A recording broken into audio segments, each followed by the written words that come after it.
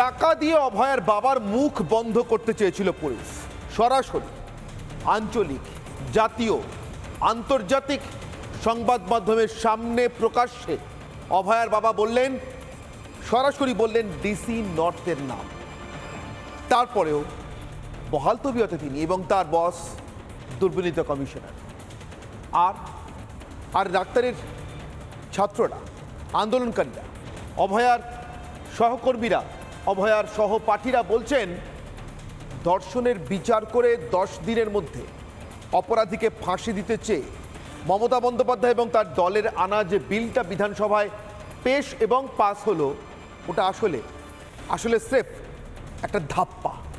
Fair and bright night and day cream, ত্বক থাকবে bright সারাদিন, পলিউশন ফ্রি, ঠিক যেন রাতের ফোঁটা সাদা ফুল। সারাদিন হ্যাপি ব্রাইট স্কিন। আর চোখে ধুলো দেওয়ার চেষ্টা, মানুষের চোখে, সাধারণ মানুষের চোখে ধুলো দেওয়ার চেষ্টা, যে সাধারণ মানুষকে এই মুহূর্তে প্রচণ্ড ভয় পাচ্ছে মমতা বন্দ্যোপাধ্যায়ের পুলিশ। তাই কোথাও দল অর্থাৎ দলীয় মস্তান আর কোথাও তার সরকারিভাবে পোষা মস্তান পুলিশ হাজির হচ্ছে মানুষকে যেভাবে হোক অত্যাচার করে এই প্রতিবাদ আটকাতে। মাথা ভাঙায় দলের পোষা গুন্ডা কাউন্সিলর, তো বারাসাতে একেবারে দলের পোষা পুলিশ, যে পুলিশ দলীয় নির্দেশের বাইরে এক পা হাঁটে না, যে পুলিশ 7,000 মবকে রাত 2টোর সময় আরজিকর ভাঙচুর করতে দেখে একটুও টলে না, নড়ে না, পালিয়ে যায়, লুকিয়ে পড়ে, ঠিক সেই পুলিশ রাত 2টোর সময় বারাসাতে মানুষকে প্রতিবাদ করতে দেখে টাইম নাকি পেরিয়ে গিয়েছে, অনুমতি নেই, এই বলে তাদের উপর চড়াও হয়। মহিলার আর্তচিৎকার শোনা যায় যে আমার বাচ্চার গায়ে হাত দিয়েছে, আমার ঘরের শিশুর গায়ে হাত দিয়েছে। নিরপরাধ প্রতিবাদকারীদের শুধুমাত্র পাকড়াও হওয়া নয়, তাদেরকে লাঠি পেটা নয়, তাদের টেনে হিঁচড়ে পুলিশ ভ্যানে শুধু তোলা নয়, পরের দিনকে আদালতে পেশ করতে হয় এই পুলিশকে যারা সন্দীপকে সার্টিফিকেট দেয় ও নির্দোষ, ও কিচ্ছু করেনি। অর্থাৎ এ রাজ্যের পুলিশ দাগি সন্দীপের ভক্ত আর প্রতিবাদী সাধারণ মানুষের জম। হেন পুলিশের পুলিশমন্ত্রী মমতা বন্দ্যোপাধ্যায়ের পেশ করা বিল বা পাশ করা বিল যে স্রেফ একটা ধাপ্পা আর চোখের ধুলো, সেটাই বলছে ডাক্তারি ছাত্ররা, ডাক্তারি পড়ার ক্ষেত্রে অভয়ার সহপাঠীরা এবং তার সহকর্মীরা, আর বৃহত্তর অর্থে তার কলিগরা, অর্থাৎ যারা ওই হাসপাতালে কাজ না করলেও অন্য হাসপাতালে একই পেশায়, তাদের সহপাঠী বা তাদের সহকর্মী অভয়ার জন্য আজও লড়ে যাচ্ছেন শুধুমাত্র বিচারের দাবিতে। আর যারা চাইছেন, মুখের ওপর বলে দিচ্ছেন, হাতে মেরুদণ্ড দিয়ে বুঝিয়ে দিচ্ছেন, হে অমরিদণ্ডী জীব, হে দুর্বিনীত কমিশনার, তুমি মানে এসো, কেটে পড়ো, কিন্তু তারপরেও ওই দুর্বিনীত কমিশনার দিব্যি বসে থাকছে গদিয়া আঁকড়ে। তার কারণ ওই দুর্বিনীত কমিশনার জানে তাকে ঠিক যে অ্যাসাইনমেন্টটা দেওয়া হয়েছিল সে সেটাই পালন করেছে। দল বল সঙ্গে নিয়ে তার সঙ্গে এই অভিজ্ঞদের মতো লোকজনকে ফিঙ্গারপ্রিন্ট বিশেষজ্ঞের তকমা পরিয়ে প্রমাণ লোপাট আর আরজিকর মেডিকেল কলেজ হাসপাতালে সে রাত্রে হাড়মাদি হামলার সম্পূর্ণ পৃষ্ঠপোষকতা, এটাই তো কাজ ছিল। সে কাজে সফল হওয়ার জন্য, যে কারণে বলেছি দুর্বিনীত কমিশনার, তিনি মনে করেন তিনি তার কাজে সফল, তিনি সন্তুষ্ট। তার উপরওয়ালা যদি মনে করেন তিনি ফেল করেছেন তাহলে সরিয়ে দেন। উপরওয়ালা তো মনে করবেনই না। উপরওয়ালার কাছে এর থেকে বড় পাশ করা ছাত্র আর দুটো হতে পারে কি? কিন্তু মুশকিল একটা, এই ধাপ্পাই বলুন আর চোখে ধুলোই বলুন, মমতা টের পেয়ে গিয়েছে জনতা। বারাসাতে গিয়ে পুলিশের অত্যাচার হোক অথবা মাথা ভাঙায় তৃণমূলের গুন্ডা কাউন্সিলরের অত্যাচার হোক, ঝুঁকে পড়ার লক্ষণ নেই। আমি বাজি ধরে বলতে পারি এর পরের রাজপথ দখলে রাতটা মমতা বন্দ্যোপাধ্যায়ের দলের জন্য এবং তার জন্য আরও চ্যালেঞ্জিং হবে। কাল যদি 2 ঘন্টাও ঘুমোতে পেরে থাকেন, পরের রাতে বিনিদ্র রজনী কাটবে। কারণ খুব সহজ, জনরোষ, জনতার ভয়ঙ্কর রাগ, যে রাগ বলে দিচ্ছে, বুঝিয়ে দিচ্ছে না, বলে দিচ্ছে, মুখের উপর বলে দিচ্ছে। ভিক্ষা নয়, অধিকার চাইতে এসেছে, বিচার চাইতে এসেছে, সেটা দেওয়াদেবীর প্রশ্ন নেই, কেড়ে নেবে। আর ঠিক এই কেড়ে নেওয়ার মুডে থাকা জনতা কখন টুক করে মমতা বন্দ্যোপাধ্যায়ের চেয়ারটা কেড়ে নেবে, আটকাতে পারবেন কি? মনে হয় না। তার কারণ এই গোটা রাজ্যের মানুষ বুঝে গিয়েছে অভয়ার ধর্ষণ, খুন, পুলিশকে দিয়ে প্রমাণ লোপাট করানো, হাড়মাতদের দিয়ে হাসপাতালে ভাঙচুর করানো, তারপরে পুলিশ কমিশনার আর ডিসিদেরকে দিয়ে প্রত্যেক দিন প্রেস কনফারেন্সের নামে নির্জলা মিথ্যা বলানো, সিবিআই এর কাজকে, যে কোনো তদন্ত সংস্থার কাজকে কঠিন করবার জন্য এই তদন্তের জায়গাটাকে যতটা সম্ভব নষ্ট করে দেওয়া, এই সবটা। আর সর্বশেষ আজকে যে খবর আমরা ব্রেক করেছি, সেমিনার রুমটা যত দ্রুত সম্ভব ভাঙতে নির্দেশ দেওয়ার জন্য যে মিটিংটা হয়েছিল, তার আশপাশটা ভাঙার জন্য যে মিটিংটা হয়েছিল, সেই মিটিংয়ের মধ্যমণি ছিলেন মমতা বন্দ্যোপাধ্যায়ের দপ্তরের সচিব, স্বাস্থ্য সচিব নিজে। অতএব সন্দীপ ঘোষ থেকে শুরু করে স্বাস্থ্য সচিব, বিনীত গোয়েল অথবা মমতা বন্দ্যোপাধ্যায় নিজে, প্রত্যেকে মিলে যা হয় তাতে এক কথায় এই খুনটাকে বলা যায় প্রাতিষ্ঠানিক খুন। খুনটা মমতা বন্দ্যোপাধ্যায়ের প্রতিষ্ঠান যদি না করত, তাহলে এমন প্রাতিষ্ঠানিক ধামাচাপা, এমন প্রাতিষ্ঠানিক চোখে ধুলো, এমন প্রাতিষ্ঠানিক হাড়মাদি হামলা, আর এমন প্রাতিষ্ঠানিক অপদার্থ কমিশনারের পৃষ্ঠপোষকতা, এমন প্রাতিষ্ঠানিক অপদার্থ পুলিশের পৃষ্ঠপোষকতা, এমন প্রাতিষ্ঠানিক পুলিশ অথবা গুন্ডা লেলিয়ে প্রতিবাদীদের কণ্ঠ রোধ করার চেষ্টা, এমন প্রাতিষ্ঠানিক নারায়ণ স্বরূপ নিগমদের দিয়ে ঘর ভাঙিয়ে শেষ তথ্য প্রমাণ লোপাট করার চেষ্টা, আর এমন প্রাতিষ্ঠানিক সন্দীপ ঘোষের পাশে দাঁড়িয়ে শেষ মুহূর্ত পর্যন্ত পাশে আছি বাবা, চুরি করেছো, ভাগ দিয়েছো, চিন্তা করো না, এই বার্তা পৌঁছে দেওয়ার চেষ্টা থাকত। প্রাতিষ্ঠানিক খুন কি ক্ষমা করবে প্রতিষ্ঠানে যে যারা বসিয়েছেন সেই জনতা? আসবো আজকের বিতর্ক, তার আগে আজকের বিশেষ প্রতিবেদন।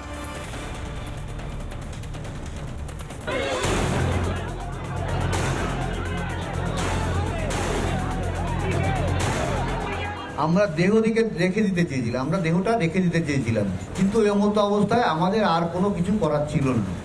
বাধ্য হয়ে আমরা মেয়ের দেহ দাহ করতে বাধ্য হই। বলতে পারি, কিন্তু আমাদের ধারণা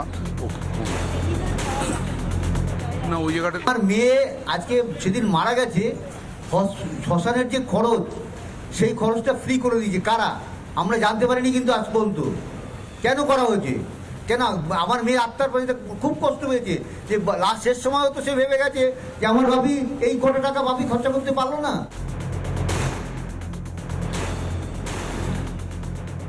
আমার মেয়ের দেহ আমার ঘরে সাহিত্য ছিল, তখন ডিসি নট আমাদের ঘরের একটা গলিতে ঢুকে ঘরের ভেতরে তিনি আমাকে টাকা দেওয়ার চেষ্টা করেন, এবং তার যা জবাব দেওয়ার আমরা সঙ্গে সঙ্গে সেই জবাবটা দিয়ে দিই।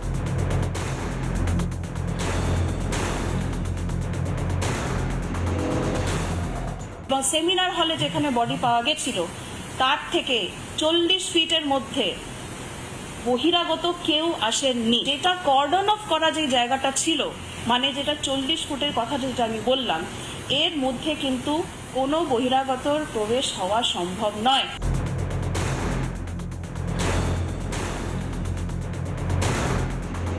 ডিসি সেন্ট্রাল ইন্দিরা মুখোপাধ্যায় বারবার প্রেস মিট করে করে মিথ্যা কথা বলছে, মিথ্যাচার করছে। কারণটা কি? একটা ভয়ঙ্কর মৃত্যু, ধর্ষণ, খুনের মতো জঘন্য অপরাধ, আর সেটা ঢাকতে একটা প্রশাসনের নির্লজ্জভাবে ঝাঁপিয়ে পড়া। অভয়ার খুন কয়েকজন নরকের কীটের কাজ না, কার্যত প্রাতিষ্ঠানিক খুন।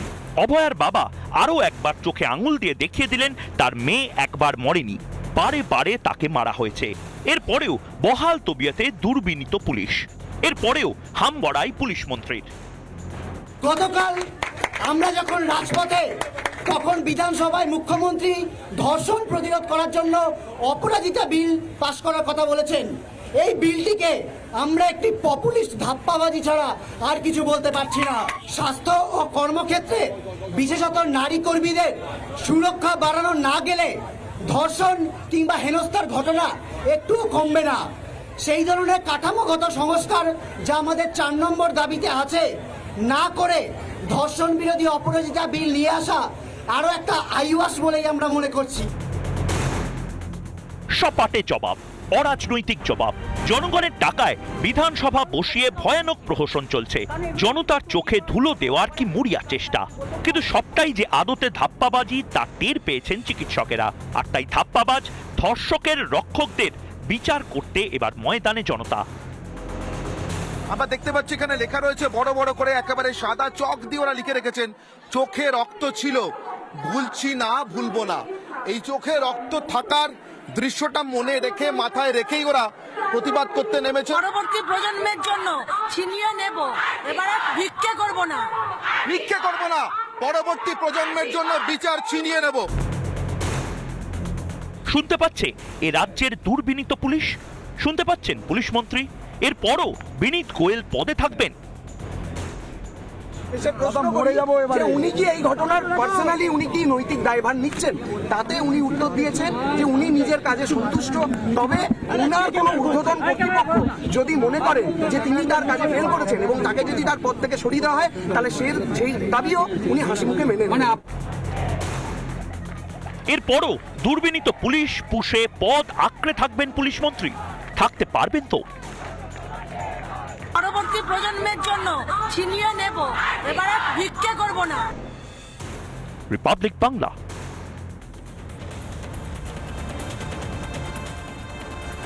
গতকালই আপনাদের বলেছিলাম যে কিভাবে আরজিকর হাসপাতালে পোস্টিং হয়ে থাকা সিআইএসএফ এর জওয়ানদের আসা যাওয়া যতটা সম্ভব কঠিন করা যায় তার জন্য প্রাণপণ অসহযোগিতা করছে মমতা বন্দ্যোপাধ্যায়ের সরকার।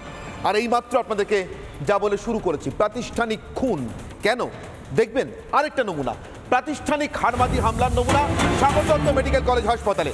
আমাদের প্রতিনিধি পিঙ্কি সরাসরি পৌঁছে গেছেন, পিঙ্কির কাছ থেকে শুনবো আর শোনাবো আপনাদেরকে কতখানি বেপরোয়া হলে, কতটা ভয়ঙ্কর রকমের বেপরোয়া হলে এরপরেও আরেকটা হাসপাতালে হামলা চালানো যায়। পিঙ্কি,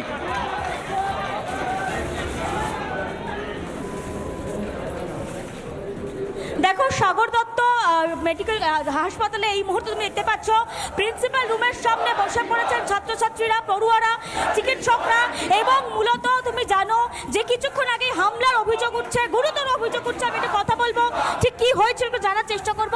কি হয়েছিল, কিভাবে আক্রমণ? আজকে আমরা টিচার্স ডে, আজকে আপনারা সবাই জানেন টিচার্স ডে, তো আমাদের সাগর দত্তের সমস্ত ছাত্রছাত্রীরা সবাই টিচার্স ডে সেলিব্রেট করার জন্য আসি এবং আমরা এখানে এসে আমরা বসি, ওয়েট করি। আমরা জানতে পারি কলেজে একটা কাউন্সিল মিটিং হচ্ছে, তো আমরা ওয়েট করি। এবার অনেকক্ষণ দাঁড় করানোর পর আমরা বাইরের থেকে একটা চিৎকার শুনতে পাই, ভেতর থেকে কোনো একটা চিৎকার আসে। তো আমরা যখন জানতে যাই যে হ্যাঁ ভেতরে কি হচ্ছে, আমরা রীতিমতো নক করে বলি কি আমরা টিচার্সদের মিষ্টি খাওয়াতে এসেছি এবং পেন দিতে এসেছি। টিচার করেন না, ওই দরজাটা দেখতে পাচ্ছি, principal officer college council room, ওইখানে আমরা নক করি। তো আমরা ভেতরে আসি, আমরা বলি দাদা আমরা টিচারদের সেলিব্রেট করার জন্য পেন মিষ্টি খাওয়ানোর জন্য এসেছি, আমাদের ঢুকতে দাও। তারপরে আমরা যখন ঢোকার চেষ্টা করি তখন ইউজি স্টুডেন্টদেরকে ধাক্কা মেরে বার করে দেওয়া হয়। বার করে হচ্ছে মোহাম্মদ মেহদি হাসান বলে একজন প্রাক্তন আমাদের কলেজের একজন পাস আউট, উনি এখন এই কলেজের বর্তমানে কোনো ইন্টার্ন বা হাউস স্টাফ কিচ্ছু না, তা ওনার সাথে যোগদান করেন ওয়াহিদ ইকবাল বলে একজন পাস আউট, তার সাথে যোগদান দেয় বিক্রম মণ্ডল নামে একজন। এরা তিনজন, এদের তিনজনের যেটা আমরা খবর পাচ্ছি, এরা প্রত্যেকেই সিপিআইএমের সমর্থক এবং এরা চাইছে কলেজের মধ্যে একটা নোংরা রাজনীতি ঢুকুক। ওই জন্য এরা প্রত্যেকেই আমাদের ডিন থেকে শুরু করে প্রিন্সিপাল থেকে শুরু করে এরাই হামলা চালিয়েছে। যখন আমরা যখন আমাদেরকে বের করে দেওয়া হলো, আমরা ভিডিও করার চেষ্টা করি কি হ্যাঁ আমাদের সাথে অত্যাচার হচ্ছে, তখন ওরা একটা কাগজ দিয়ে ঢাকা দিয়ে দেয়। তারপরে যখন আমরা আরেকটা ফোন বার করে আরেকটা ভিডিও করার চেষ্টা করি, তখন একজন কাঁচের মধ্যে পাঞ্চ করে, যেটা চক্করে কাঁচগুলো লেগে আসে। আমাদের একজন তৃতীয় বর্ষের ছাত্র এমবিবিএস প্রীতম বৈরাগীর হাতে এসে কাঁচ লাগে এবং ওই জন্য ওর এমার্জেন্সি ট্রিটমেন্ট করতে উনি এমার্জেন্সিতে ওকে নিয়ে যাওয়া হয়। এর মধ্যে আমরা যখন আবার এর এগেনস্টে প্রতিবাদ করি, তখন ওরা আবার বাইরের থেকে চিৎকার করতে লাগে এবং আমরা এখানে স্লোগানিং শুরু করি। কারণ দেখুন, টিচার্সদের মতো আজকে একটা দিনে আমাদের প্রফেসর থেকে শুরু করে সবাইকে ঘেরাও করা হচ্ছে, এটা কি শোভা মানায়? সাগর দত্তে কোনোদিনও এরকম কালচার ছিল না। টিচার্সদের আমরা প্রতিদিন সম্মান জানাই, টিচার্সদের এরকম কিছু করিনি। এই মুহূর্তে দেখা যাচ্ছে অনেকে হাতে মেডিকেলের কাগজ নিয়ে, এটা কিসের কাগজ? মেডিকেল হয়েছে?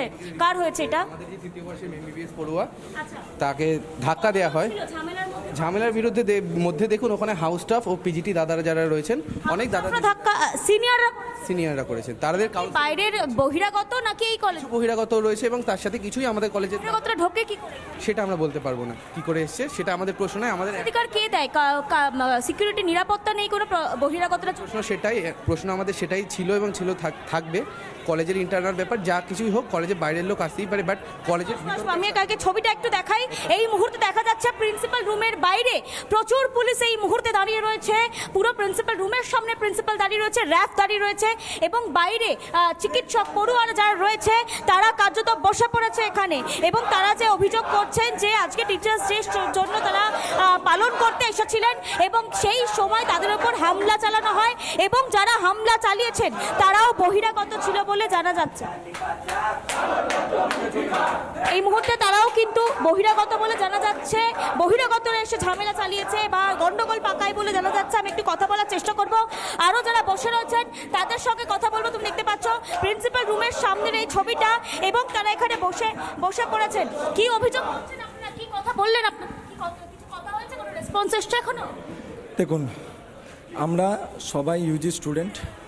আমরা আজকে টিচার্স ডের জন্য আমাদের প্রিন্সিপাল স্যার, ডিন ম্যাম এবং অন্যান্য ডিপার্টমেন্টের সবাই HOD সবাই কাউন্সিল মিটিংয়ে ছিলেন। আমরা সেখানে পেন এবং মিষ্টি নিয়ে গেছিলাম তাদেরকে অভ্যর্থনা জানাতে। মিষ্টি নিয়ে যাওয়ায় হামলা? আমরা প্রথমে এখানে জানতে পারি যে এখানে কলেজ কাউন্সিলের মিটিং হচ্ছে, কিন্তু কলেজ কাউন্সিলের মিটিংয়ে আমাদেরকে ইনভাইট করা হয়নি। যখন আমরা বলি যে আমরা পেন মিষ্টি দিয়ে বেরিয়ে আসবো, আমাদেরকে ওখানে ঢুকতে দেওয়া হয় না। কিন্তু ওখানে ইউজি রিপ্রেজেন্টেটিভ হিসাবে সক্রিয়ভাবে AIDSও করা শুভ্রজিৎ পাল নামক একটি ইউজি স্টুডেন্টকে শুধুমাত্র ঢুকিয়ে নেওয়া হয়। তারপর যখন আমরা বলি ও ঢুকতে পারলে আমরাও ঢুকতে পারবো, তখন ভিতর থেকে জোর করে 20-25 জন চাপ দিয়ে দরজাটা লাগিয়ে দেয়। দরজাটা বন্ধ করার চক্করে তারা আমাদের একটা স্টুডেন্ট রৌনকাল আমানকে চেপে দেয়। তারপরে যখন আমরা অর্থাৎ বুঝতে পারছি এখানে বারবার যে অভিযোগটা আসছে, একদিকে এই কলেজেরই ছাত্ররা, ডাক্তারি ছাত্ররা তারা ইনভলভ, অর্থাৎ তারা যুক্ত, তার সঙ্গে সঙ্গে বহিরাগতরা যুক্ত। চিকিৎসক অনির্বাণ দলুই কি বলেছেন একবার শুনে নেব।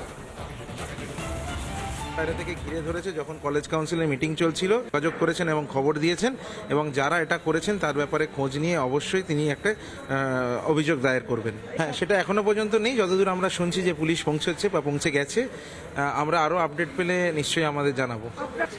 আমরা যাব এই কনভেনশন শেষ করে, আমাদের সমস্ত সর্বদল মত নির্বিশেষে সবাই আমরা সেখানে যাব, তাদের পাশে দাঁড়াবো। দেখি কত গুন্ডা বাহিনী, কত যারা আছেন তারা কি করে সাধারণ মানুষের সম্মিলিত কণ্ঠকে কী করে আটকাতে পারে। আর একটা হারমাদি হামলা, আবারও এ রাজ্যের একটি হাসপাতালে, একটি সরকারি হাসপাতালে হারমাদি হামলা। জানি না সাগর দত্ত মেডিকেল কলেজ হাসপাতালে হারমাদদের দিয়ে হামলা চালিয়ে লুকিয়ে ফেলার মতো কিছু আছে কিনা। আপনারা তো দেখেই নিয়েছেন যে আরজিকর মেডিকেল কলেজ হাসপাতালের সেমিনার রুমের পাশে ভাঙাভাঙির যে সিদ্ধান্ত, সেই সিদ্ধান্তটা নারায়ণ স্বরূপ নিগম অর্থাৎ মমতা বন্দ্যোপাধ্যায়ের যে মন্ত্রক, যে দপ্তরের মন্ত্রী, স্বাস্থ্য দপ্তর, সেই স্বাস্থ্য দপ্তরের সচিব নিজে দাঁড়িয়ে থেকে নিয়েছেন এবং তারপর সন্দীপ ঘোষকে নিয়ে ঘুরে ঘুরে সার্ভে করেছেন আর দেখিয়েছেন এখানে ভাঙতে হবে, এখানে ভাঙতে হবে, এটা ভাঙতে হবে। আর সন্দীপ বারবার বিপন্নের মতো অভয়াদের জন্য নিরাপত্তা চেয়ে যদি এমন চিঠি লিখতেন তাহলে হয়তো প্রাণটা বেঁচে যেত। বিপন্নের মতো সন্দীপ বারবার very urgent, as soon as possible, যত তাড়াতাড়ি সম্ভব এই ভাঙাটাকে কার্যকর করা হোক বলে পিডব্লিউডিকে চিঠি লিখছে। উদ্দেশ্য একটাই, একটা প্রাতিষ্ঠানিক খুনের যাবতীয় প্রমাণ প্রাতিষ্ঠানিকভাবে লোপাট করা। আর তাই প্রতিষ্ঠানে প্রতিষ্ঠানে হারমাদি হামলা চলছে প্রাতিষ্ঠানিক মদতে। আমার একটাই প্রশ্ন, আজকের বিতর্কে শুরুতে একটাই প্রশ্ন, যে প্রশ্ন নিয়ে বিতর্ক করবো আমার আজকের অগ্নিবাণ। ক্ষমতার ধাপ্পা শেষ, জনতার ধাক্কা শুরু। সে ধাক্কাতেই কাঁপছেন মমতা, তার দল, তার সৈন্য সামন্ত তুতলে যাচ্ছেন। প্রেস কনফারেন্স করতে বসে যুক্তি দিতে পারছেন না, সাংবাদিকদের বলছেন সিবিআই এর কাছে দাবি পেশ করছি প্রেস কনফারেন্সে বসে। তা আবার দুই মন্ত্রী। আজ সেই ভয়ঙ্কর একটা অদ্ভুত কমেডি দৃশ্যের অবতারণও আমরা দেখতে পেয়েছি তৃণমূল ভবন থেকে। দুই মন্ত্রী এটা সাংবাদিক বৈঠক করলেন না কমিক রিলিফ দিতে এসেছিলেন রাজ্যের মানুষকে, বোঝা গেল না। আমার সঙ্গে উপস্থিত যারা, আমার একদম বাদিক থেকে অনির্বাণ বন্দ্যোপাধ্যায় রয়েছেন, আইনজীবী। অনির্বাণ তৃণমূলকে সমর্থন করেন। আমার সঙ্গে রয়েছেন সৈকত গিরি, সিপিআই নেতা। আমার সঙ্গে রয়েছেন অভিনেতা অরিত্র দত্ত বণিক, সিটিজেন্স ভয়েস অর্থাৎ নাগরিকদের কণ্ঠস্বর হিসেবে। আমার ঠিক ডান দিকে রয়েছেন সজল ঘোষ, বিজেপি মুখপাত্র, এবং আমার একেবারে ডান দিকে ডক্টর অনুরণ পাল, যে চিকিৎসকরা আন্দোলন করছেন তাদের অন্যতম, অর্থাৎ সেই আন্দোলনকারী চিকিৎসকদের মধ্যে অন্যতম। আমি অনির্বাণ আপনার কাছ থেকে শুরু করি। একটা প্রাতিষ্ঠানিক খুন তাহলে আজকে থেকে বলা যায়। নারায়ণ স্বরূপ নিগমের সভাপতিত্বে বা তার উপস্থিতিতে বৈঠক, সেই বৈঠক থেকে সিদ্ধান্ত সেমিনার রুমের পাশটা দ্রুত ভেঙে ফেলতে হবে। অর্থাৎ মমতা বন্দ্যোপাধ্যায় এবং তার সরকার এতদিন ধরে সন্দীপের ঘাড়ে দায় চাপিয়ে, শুরুতে নয়, শুরুতে যাবতীয় চেষ্টা হচ্ছে কাটকানো, মানে সেভ করার। তারপরে পরবর্তী সময় অ্যারেস্ট হওয়ার পরে তৃণমূল সরকার সবাই মিলে যা বলার চেষ্টা করছিল সেটা তাহলে মিথ্যে। যা হয়েছে সবটা মমতা জানেন, মমতার নির্দেশেই হয়েছে বলা যায়। না, সেটা আপনি যেরকমভাবে ইনফারেন্স ড্র করতে চান সেটা একান্তই আপনার ব্যাপার। ইনফারেন্স সবসময় সাবজেক্ট। এটা যদি ইনফারেন্স না হয় তাহলে এটা বলতে হবে যে নারায়ণ স্বরূপ নিগম মমতা বন্দ্যোপাধ্যায়ের সঙ্গে কথা না বলে দপ্তরটা চালান, মমতা চালান না। আচ্ছা, দপ্তরের মন্ত্রী মমতা। হ্যাঁ, আপনি আপনার মতো ইনফারেন্স যা খুশি ড্র করতে পারেন, সেটার উপর তো কারো নিয়ন্ত্রণ নেই। বরং তাতে কিছুটা এই সম্ভাবনা থেকে যায় যে আপনি ঠিক কীভাবে গোটা বিষয়টা দেখতে চান, যে কোনো বিষয়কে যেভাবে দেখতে চান সেটা যারা আপনার নিয়মিত দর্শক তারা যেমন জানেন। থেকে প্রাতিষ্ঠানিক খুন হিসেবে দেখতে চাই। আপনার আপত্তি আছে? আপনি আপনার আপত্তি জানাতে পারেন, বলুন। 100 আপত্তি আছে। আপনার আপত্তি কারণটা বলুন। আমরা আপনার সেটাই বলছি। সেখানে হচ্ছে প্রাতিষ্ঠানিক খুন যেভাবে বলছেন তার সপক্ষে আপনাকে পরপর কিছু যুক্তি দিতে হবে, কিছু তথ্য দিতে হবে। হ্যাঁ, নিশ্চয়ই দিয়েছেন। আপনি কিভাবে কাউন্টার করছেন বলুন। সেখানে পরপর সিলেক্টিভ কিছু তথ্য, সিলেক্টিভ কিছু যুক্তি রয়েছে।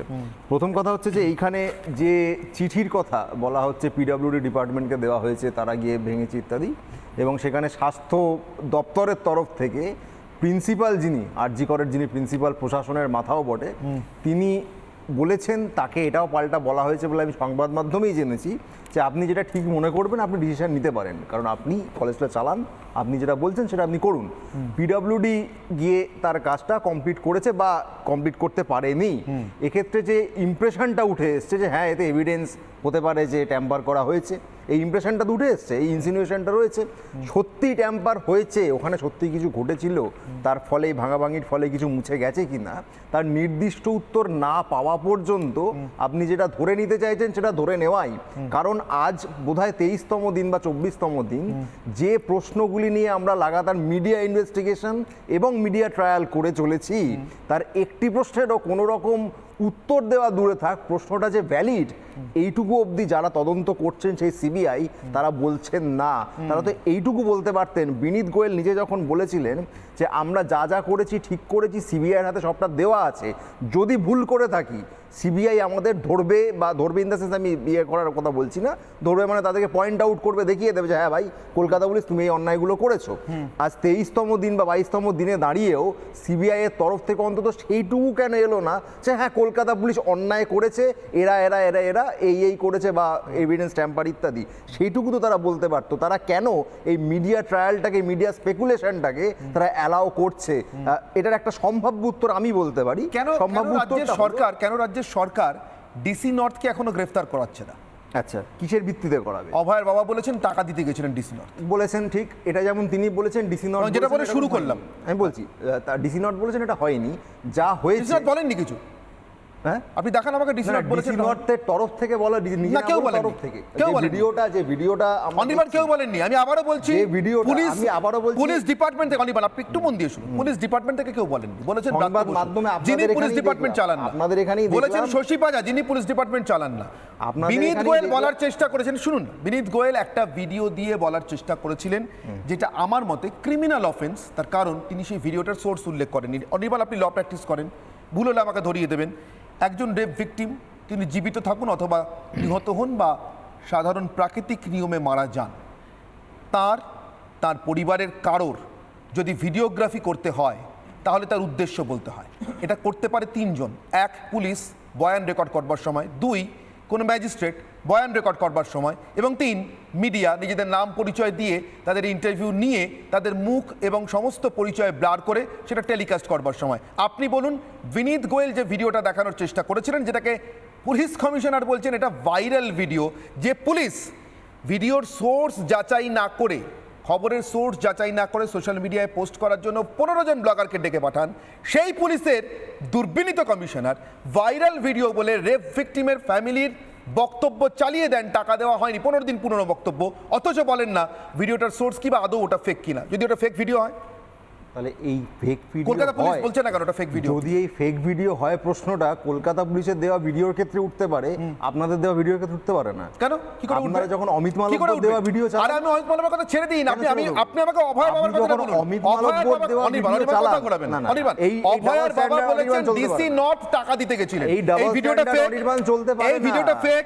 যদি আপনি অনির্বাণ এই কথাটা ফেক, অথেন্টিসিটি নিয়ে এত অনির্বাণ এই চিন্তিত কথাটা ফেক, হন, তাহলে আপনাকে আপনার অনির্বাণ চালানো কলকাতা পুলিশ কেন বলছে না ভিডিওটা কোথা থেকে পাওয়া হবে? কলকাতা পুলিশ কেন বলছে না ভিডিওটা কোথা থেকে কলকাতা পাওয়া? পুলিশ আপনার মতে যে দোষে দুষ্ট, সেই দোষ আপনি প্রত্যেক আমার মতে দুষ্ট না, কলকাতা পুলিশ বলেছে এগুলো সব ফেক। ভিডিওটা পুলিশের মাথা বলেছেন সব ফেক। না না, যে ভিডিওটা চালানোর কথা হচ্ছে পুলিশ চালিয়ে দেখিয়েছে 15 দিন পুরনো। না চালানি, আপনারা চালানি বন্ধ করে দিয়েছে, তার কারণ খবর পেয়েছে টাকাটা কি হবে। অনুরণ পাল, আপনি আমাকে একটা প্রশ্নের উত্তর দিন তো। অনির্বাণ যে অর্থে আমাকে বলছে যে এটাকে প্রাতিষ্ঠানিক খুন বলা যায় না, সেটাকে যদি আরেকটু প্রসারিত করে তাহলে এটা বলতে পারি, অনুরণ এই মুহূর্তে আমার হাতে একটা ছুরি আছে, আমি আপনার দিকে তেড়ে গেলাম, সজলবাবু আটকে দিলেন, কিছুই হলো না, আপনার গায়ে ছুরিটা লাগলো না, কিন্তু তারপরে সজলবাবু এটা বলার চেষ্টা করলেন না না ঠিক আছে অনির্বাণের হাতে একটা ছুরি ছিল বটে, কিন্তু অনুরণকে মারবার উদ্দেশ্যে ছিল না। একরকম লাগছে না শুনতে? লাগছে কি কিছু এখানে যে প্রশ্নগুলো কিছু অনেক কথা হচ্ছে এখানে। আমরা ডাক্তারি ছাত্ররা যারা আন্দোলন করছি, আমাদের পক্ষ থেকে একটাই কথা, এত কথার মাঝে কিছু কথা তো দিনের আলোর মতো পরিষ্কার, যেগুলো আর বিতর্কের অবকাশ রাখে না। যে এই ঘটনা যেটা ঘটেছে সেটা এই নৃশংস ঘটনা, এটা একটা প্রাতিষ্ঠানিক খুন, এবং সেই খুন এবং ষড়যন্ত্র এবং এর পেছনে এত বড় হাত আছে যেটাকে ঢাকা দেওয়ার জন্য আরও চক্রান্ত করা হচ্ছে। তো আমরা যারা আন্দোলন করছি, আমরা প্রথম দিন থেকে ডিমান্ড করেছিলাম উই ওয়ান্ট জাস্টিস। আজকে দাঁড়িয়ে কিন্তু আমরা আর উই ওয়ান্ট জাস্টিস বলছি না, আমাদের দাবিটা পাল্টে গেছে, আমরা বলছি উই ডিমান্ড জাস্টিস। এই জাস্টিসটাই আমাদের ডিমান্ডে আমরা করছি। এই মাঝখানে পথটা ট্রাভেল করতে হলো কেন? এই মাঝখানে পথটা, প্রথমে আন্দোলনটা শুরু হয়েছিল কলেজ অথরিটি, কলেজ প্রশাসনের বিরুদ্ধে। সে অথরিটি ফেল করে, তারপরে রাজ্য প্রশাসন ফেল করে। আমি যখন এই স্টুডিওতে দাঁড়িয়ে আজকে কথা বলছি, আজকে 23-24টা দিন পেরিয়ে গেছে এই ঘটনার পরে। প্রতিদিন মিডিয়ার সামনে একটার পর একটা ঘটনা আপনারাই দেখিয়েছেন কিভাবে এই ষড়যন্ত্রের মাধ্যমে এই ঘটনাটাকে ধামাচাপা দেওয়ার চেষ্টা করা হয়েছে, এবং সাধারণ মানুষ যখন স্বতঃস্ফূর্তভাবে এই আন্দোলনের পথে নেমেছে। কালকে আপনারা দেখিয়েছেন মাথা ভাঙাতে এই আন্দোলনকারীদের উপর আক্রমণ চালানো হয়েছে। আমি এই মিডিয়ার মাধ্যমে এইটুকু বলতে চাই যে স্বতঃস্ফূর্ত আন্দোলন এই পশ্চিমবঙ্গের বুকে চালু হয়েছে, স্বতঃস্ফূর্তভাবে ছড়িয়ে পড়েছে, কোনোভাবে আটকানো যাবে না। কালকে যখন আমরা এনআরএস ডেন্টাল কলেজের সামনে মোমবাতি নিয়ে দাঁড়িয়েছিলাম, সাধারণ মানুষ স্বতঃস্ফূর্তভাবে বাড়ি থেকে বেরিয়ে এসে আমাদেরকে সাপোর্ট করেছে। এই মানুষ, যে মানুষ এই কদিন আগে লোকসভা ভোটে কেউ হয়তো তৃণমূলকে ভোট দিয়েছে, কেউ বিজেপিকে ভোট দিয়েছে, কালকে সিপিএমকে ভোট দিতে পারে, কিন্তু আজকে সবাই একটা দাবির ভিত্তিতে দাঁড়িয়েছে যে উই ডিমান্ড জাস্টিস। এই ডিমান্ড, একটু আগে আপনারা সাগর দত্ত মেডিকেল কলেজের ভিডিও দেখালেন। এই সাগর দত্ত মেডিকেল কলেজ ছিল বিরূপাক্ষ বিশ্বাসের কলেজ, যেই কলেজে তিনি দিনের পর দিন ওই কলেজে পাস করার পর সেখানে বসে থাকতো, কোনোভাবে কোনো অ্যাটাচমেন্ট না থেকে বসে থাকতো, এবং সেখানে ছাত্রছাত্রীদেরকে ক্রিমিনালে পরিণত করতো। সেই বিরূপাক্ষ বিশ্বাসের কলেজে আজকে এই ঘটনা ঘটছে। প্রতিটা মেডিকেল কলেজকে এরা একটা ক্রিমিনালের আস্তা কুড় বানিয়ে দিয়েছে। তাই আমরা ছাত্রছাত্রীদের পক্ষ থেকে স্পেসিফিকলি বলছি, আপনি যত খুশি কেন্দ্রীয় বাহিনী দিন, আপনি প্রতিটা ছাত্রের পেছনে একটা করে সিসিটিভি ক্যামেরা লাগিয়ে দিন, কিন্তু এই দুর্বৃত্তরা যতদিন না মেডিকেল কলেজের বুক থেকে উৎখাত করা যাচ্ছে ততদিন এই ঘটনা শেষ হবে না। আজকে সাগর দত্ত হচ্ছে, কালকে আপনাকে ব্রেকিং করতে হবে অন্য একটা মেডিকেল কলেজে।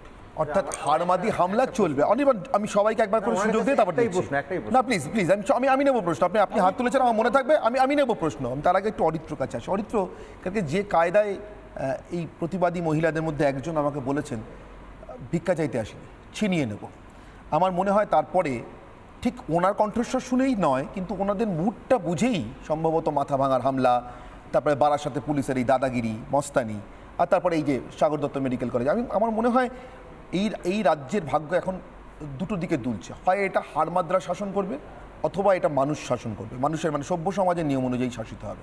কোনটা? দেখুন, প্রথম কথা হচ্ছে যে ছিনিয়ে তখনই কোনো জিনিস নিতে হয় যখন আমার যোগ্য বা প্রাপ্য কোনো জিনিস, সেটা আমি যখন আমার যোগ্যতা বা প্রাপ্য যে প্যারামিটার, সেই প্যারামিটারের হিসেবে পাই না, তখনই, এবং আমার যখন দেওয়ালে পিঠ থেকে যায়, তখন আমাদেরকে সেই জিনিসটা ছিনিয়ে নিতে হয়। আজকে এই যে জাস্টিসটা আমরা পাচ্ছি না, বিভিন্ন কারণে পাচ্ছি না, সেই না পাওয়ার পেছনের মূল কারণগুলোর মধ্যে কোর্টের ইনভলভমেন্ট আছে, সিবিআই এর ইনভলভমেন্ট রয়েছে, এমনকি প্রশাসনের রকমারি বিষয় বৃত্তান্তগুলো রয়েছে। আচ্ছা, আমি একটা কথা বলতে চাই, সেটা হচ্ছে যে দেখুন, এই যে আপনি আলোচনাটা আনছেন যেটা প্রাতিষ্ঠানিক খুন কি খুন না, দেখুন প্রাতিষ্ঠানিক খুন না প্রাতিষ্ঠানিক ধর্ষণ, তার থেকেও বড় কথা হচ্ছে প্রাতিষ্ঠানিক ব্যর্থতা। আজকেও এই যে একটা মেডিকেল কলেজে এরকম একটা ঘটনা, নাকি প্রাতিষ্ঠানিকভাবে ব্যর্থ দেখানোর চেষ্টা কোনটা?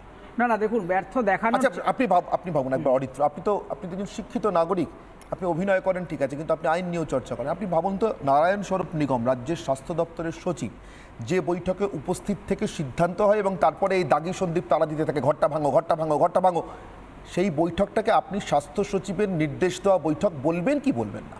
আপনি এটা মানবেন কি মানবেন না, বা আপনি এটা মানতে চাইবেন কি না যে স্বাস্থ্যমন্ত্রীকে না জানিয়ে এত বড় ঘটনার পরে এমন জিনিস ঘটতে পারে না? স্বাস্থ্যমন্ত্রীর সরাসরি নির্দেশে যদি না হয়, স্বাস্থ্যমন্ত্রীর সরাসরি জানতে, অর্থাৎ তিনি জানেন, তার সম্পূর্ণ জ্ঞানত এই ঘটনাটি ঘটানো হয়েছিল। যদি আমি ধরেও নিই যে স্বাস্থ্যমন্ত্রী জানতেন না, তাহলে লেজিসলেটিভ অথরিটিকে না জানিয়ে যদি এরকম একটা ডিসিশন হয়ে থাকে, তাহলে ইমিডিয়েটলি সেই ব্যক্তিকে সরিয়ে দেওয়া উচিত। আপনাকে একটা জিনিস মাথায় রাখতে হবে যে যখন এই ধরনের কেসে কোথাও কোনো রকম ক্রাইম অকারেন্স হয়, সেই প্লেস অফ অকারেন্স ছাড়াও একটা লম্বা অ্যাডজাকেন্ট এরিয়া কিন্তু সেটা part of the crime scene তৈরি হয়ে যায়। এটা যে কোনো ফরেন্সিকের ক্ষেত্রে আলোচনার বিষয়, বিশেষত যখন কোনো সিঁড়ি বা লিফট দিয়ে কোনো যাতায়াতের ব্যবস্থা থাকে, কোনো করিডোর দিয়ে যাওয়ার ব্যবস্থা থাকে। এটা পুলিশের খুব বেসিক প্রোটোকল, যে কোনো ফরেন্সিক বিশেষজ্ঞকে জিজ্ঞাসা করলেই আপনারা জানতে পারবেন যে শুধুমাত্র যেখানে খুনটা হয়েছে বা বডিটা পাওয়া গেছে সেটাই নয়, তার আশপাশের আরও কিছু কিছু অ্যাডজাকেন্ট জায়গাগুলো সেখানে কিন্তু it's a part of the crime scene, passively সেটা জড়িত হয়ে যায়।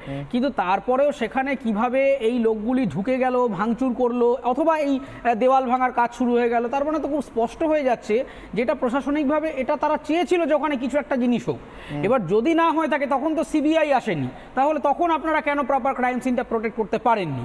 এটা হচ্ছে প্রথম কথা। দ্বিতীয় কথাটা হচ্ছে যে আমি যদি ধরেও নিই যে সেই দিন একটা ম্যাসাকার হয়ে গেছে, ভুল তথ্য, এই মিটিংটা যাই হোক, এই মিটিংটার সত্যতা নিয়ে আমরা যদি প্রশ্নও তুলি, তাহলে আজকেও সাগর দত্তের মতো হাসপাতালে দাঁড়িয়ে কি করে এই ভাঙচুরটা হচ্ছে? তার মানে এখনো পর্যন্ত দাঁড়িয়ে পশ্চিমবঙ্গের স্বাস্থ্য ব্যবস্থা এবং স্বাস্থ্যের যে প্রতিষ্ঠানগুলো রয়েছে, চিকিৎসক, পেশেন্ট, তাদের কোনো সুরক্ষা নেই।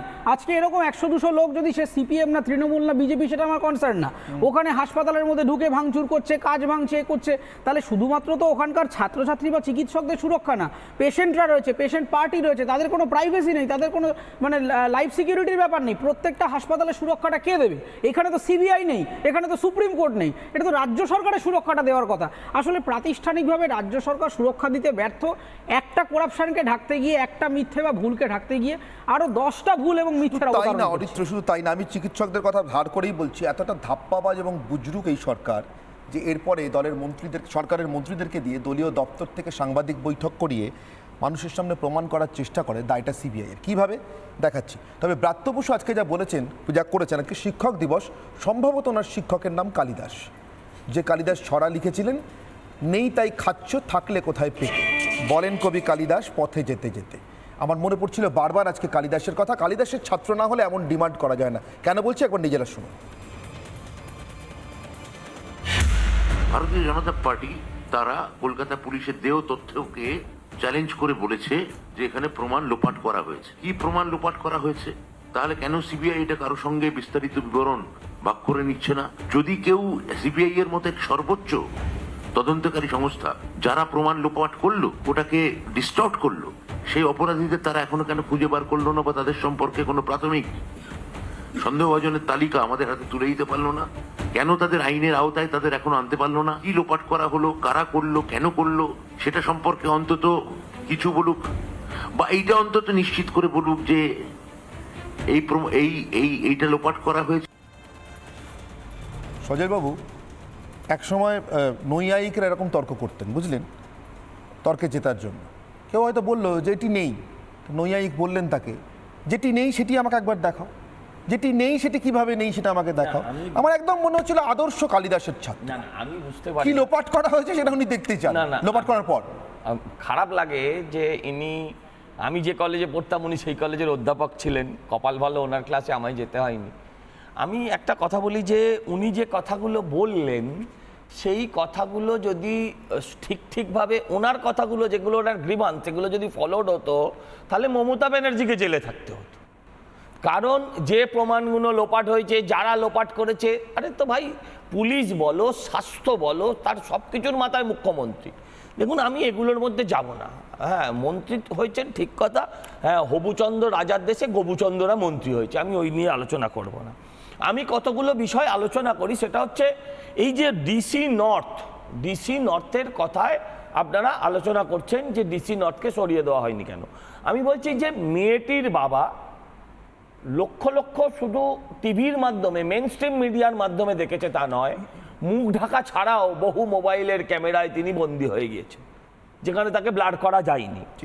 আমি বলছি, উনি পরিষ্কার বলেছেন পাশের ঘরে ডিসি নর্থ আমায় টাকা দিতে গেছিল। আচ্ছা, আপনি তাকে অন্তত নিজের স্বচ্ছতা সরকার তার প্রমাণ করার জন্য তাকে সাময়িকভাবে কম্পালসারি ওয়েটিংয়ে পাঠিয়ে দিতে পারত। আচ্ছা, ছেড়ে দিন, যদি মনে করতো যে না মেয়েটির বাবা মিথ্যা কথা বলছে, তাহলে পুলিশের উচিত মামলা করা, পুলিশের তার সম্মান ফিরিয়ে আনতে মেয়েটার বাবার বিরুদ্ধে। আপনি বলুন যে মেয়েটার বাবা আজকে যদি মিথ্যা কথা বলে পুলিশের নামে, তো পুলিশের কি উচিত? হয় এই যতক্ষণ না এটা ক্লিন চিট হয়ে আসছে ততক্ষণ অবধি তাকে কম্পালসারি ওয়েটিংয়ে পাঠানো, আমি সাসপেন্ড, বহিষ্কার, বরখাস্ত এসবের মধ্যে যাচ্ছি না। আর তা না হলে মানে এই ডিসি নর্থকে দিয়ে উচিত হচ্ছে ওই মেয়েটির বাবা মায়ের বিরুদ্ধে মামলা করা। এই দুটোর কোনোটাই করেনি, মুখ ঢাকছে। এই এতক্ষণ viral video, fake video, Indira মুখার্জির করা ওই লিংকগুলো মুছে দিয়েছে, প্রেস কনফারেন্সের লিংকগুলো মুছে দিয়েছে। উনি হচ্ছেন একজন দুর্বল কাজ। এখন বেটা ছেলে ফেস আর দেখতে চাইছে না। পুলিশের শিরদাঁড়ার সত্যি কি অবস্থা, ডাক্তাররা গেল তাদের কমিশনারের টেবিলে, কমিশনারের শিরদাঁড়ার রেপ্লিকায় মালা দিল, তার পদত্যাগ তারই হাতে দিল। এত নির্লজ্জ, সেটাও দু হাত পেতে নিল, যখন নিলি। আমার প্রশ্ন হচ্ছে, সেই যখন পথে এলি শুধু শুধু কেন এত ঢং দেখালি? 24টা ঘন্টায় ডিলে করার তো কোনো যুক্তি ছিল না, এটা 24 ঘন্টা আগে করে নিতে পারতো, তাহলে অন্তত কলকাতার রাস্তাঘাট ট্রাফিক সেটা অন্তত বাঁচত। আমার প্রশ্ন হচ্ছে, এই যে ভাইরাল ভিডিও যে পুলিশ কমিশনার দেখানোর চেষ্টা করেছেন, এই করেছেন, এখন এটা রোজ করছে। কদিন আগে পুলিশের ঘুষ খাওয়ার একটা ছবিতে, আপনি ছেড়ে দিন, এটা তো ধরছি মিস্টেক, পুলিশের ঘুষ খাওয়ার একটা ছবিতে যে একটা পুলিশ হাত পাতে একটা বাস থেকে না লরি থেকে টাকা নিচ্ছে, সেটা কেউ সামনে এসছে, সঙ্গে সঙ্গে বলে দিল না না না এটা মিথ্যে কথা, এটা ফেক ছবি। আসলে ওই পুলিশের যদি সার্জেন্ট, তিনি ওখান থেকে ফাইন করছিলেন বলে একটা চালানের নাম্বারও অবধি দিয়ে দিল, 500 টাকার ফাইন সেটাও দেখিয়ে দিল। তারপর আবার একটা ভাইরাল ছবি সামনে এলো যে 1 বছর আগে, বছরখানেক আগে বেহালার বুকে একটা ঘটে যাওয়ার অ্যাক্সিডেন্টের ছবি ছিল ওটা, ঠিক তখনই এই ছবিটা উড়িয়ে দিল। ফেক ভিডিওর জন্য একদিনে 280 জনকে এরা নোটিশ পাঠাতে পারে, ফেক নিউজ ছড়ানোর জন্য 280 জনকে নোটিশ পাঠাতে পারে, কারুকে সাংসদের কাছে পুলিশের লালবাজারের চিঠি যেতে পারে, সমন যেতে পারে। তাহলে কেন এদের বিরুদ্ধে ব্যবস্থা নেওয়া হবে না? এই যে ভাইরাল ভিডিওর কথা বলছেন, যে ভাইরাল ভিডিও অমিত মালব্যের মিথ্যে ভিডিও আপনারা নাকি চালান, আমি যতদূর দেখেছি সেখানে লেখা থাকে অমিত মালব্যর, শুভেন্দু অধিকারী, সুকান্ত মজুমদার বা যার যার ফেসবুক এক্স হ্যান্ডেল থেকে নিয়েছেন সেটা মেনশন করা থাকে। আমি ধরে নিলাম সেটা আপনারা ভুল করেছেন বা ভুল বছর চালিয়েছেন, ইচ্ছাকৃতও চালিয়েছেন, হোয়াট এভার ইট ইজ। ধনঞ্জয়ের ফাঁসিটা কেন হয়েছিল জানেন? ধনঞ্জয়ের ফাঁসি হতো না যদি ধনঞ্জয় একজন সিকিউরিটি গার্ড না হতো।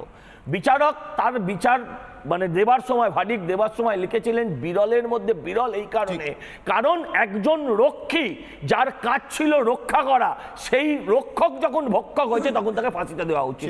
তাহলে এই কারণে আজকে যদি পুলিশের কমিশনার বা পুলিশ মন্ত্রীর আমরা বিচার চাই, শাস্তি চাই, তাহলে অন্যায়টা কোথায়? পদত্যাগ চাই, অন্যায় কোথায়? আমি আরেকটা কথা বলে শেষ করব, সেটা হচ্ছে দেখুন, এই যে মমতা ব্যানার্জি আইন এনেছেন, নতুন আইন, এই আইনে শুভেন্দুবাবু যেটা অ্যামেন্ড করতে বলেছিলেন যে যারা এই তদন্তের প্রমাণ লোপাট করবে, যারা এই তদন্ত ব্যাহত করবে, তাদের কি শাস্তি হবে? ঠিক আজকে বাংলার মানুষ শুধু সন্দীপ ঘোষেদের আর হত্যাকারীদের ফাঁসি চাইছে না, এর পেছনে থেকে যারা রিমোট কন্ট্রোলে পুরো ব্যাপারটাকে গুলিয়ে দেওয়ার চেষ্টা করছে, যারা এই তদন্তকে ব্যাহত করার চেষ্টা করছে, বাংলার মানুষ তাদেরও ফাঁসি চায়, তিনি যেই হন না কেন। তিনি যেই হন না কেন আমরা তাদেরও ফাঁসি চাই। আপনি ভাবতে পারছেন 9 তারিখে ঘটনা ঘটলো, 10 তারিখে আমি এটা বিশ্বাসও করি না, আমি এটা বিশ্বাস করি না, সব মমতা ব্যানার্জি জানবেন। কিন্তু এই যে কি নিগম, নারায়ণ স্বরূপ নিগম, এই লোকটা 9 তারিখে ঘটনা ঘটার পর 10 তারিখে বসে সিদ্ধান্ত নিল যেখানে ঘটনা ঘটেছে তার পাশের দেয়ালটা ভেঙে দিতে হবে। মমতা ব্যানার্জি জানার কথা নয়, আমি বিশ্বাস করি। তার জন্য কি আড়াই পাড়াই? না না, আমি এক চিঠিতে 3 বার। আজকে কথা হলো কালই ভেঙে দিল, আমার বা আজই ভেঙে দিল, সরি আমি ভুল বলছি। আমার কথা একটাই যে মমতা ব্যানার্জি আজকে তো কমসে কম জেনেছেন যে এখানে নারায়ণ স্বরূপ নিগমের ভূমিকা কি ছিল, আজকে কেন তাকে সরিয়ে দেননি?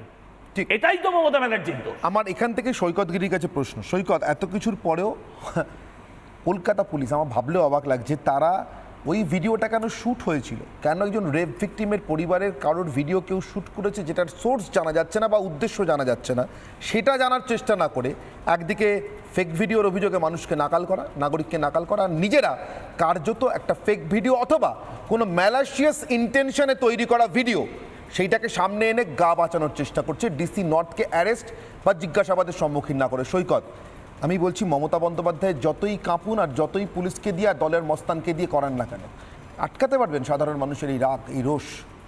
দেখুন, শুরুতে আমি সবার প্রথমে আজকে শিক্ষক দিবসে 14 তারিখ মাঝরাত এবং গতকালকের রাত্রে যে ঐতিহাসিক অভূতপূর্ব আন্দোলনের মধ্য দিয়ে গোটা কলকাতা শহর এবং গোটা রাজ্যের মানুষ এই প্রতিবাদী আন্দোলনকে দেখলো, আমি নিশ্চিত যে তারা কলকাতা পুলিশ শুধু নয়, এই সরকার শুধু নয়, আমাদের বাংলার মাটিতে দাঁড়িয়ে নাগরিক সমাজ একটা সুন্দর শিক্ষা গোটা সমাজ ব্যবস্থা, গোটা রাজনৈতিক ব্যবস্থার মধ্যে দিয়ে গেছেন। স্বাভাবিকভাবে এই নাগরিক আন্দোলনকে আজকে শিক্ষক দিবসে আমি শ্রদ্ধা জানাই।